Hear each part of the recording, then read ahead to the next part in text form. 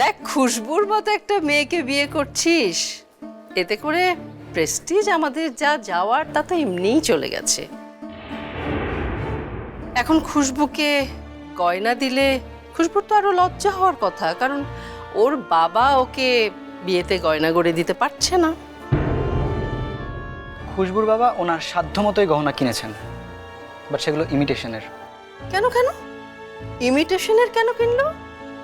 খুশবুর বাবা তো এখন বেশ ভালোই ইনকাম করে। খুশবুর বাবা ভালো টাকা রোজগার করে, তুই জানলি কিভাবে?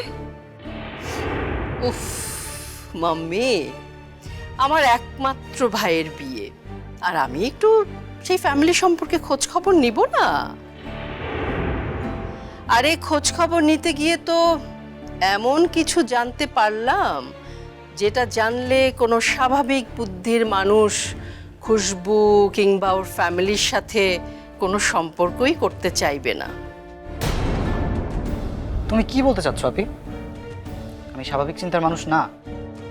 মনে তো হয় না, তুই তো এখন প্রেমিক পুরুষ।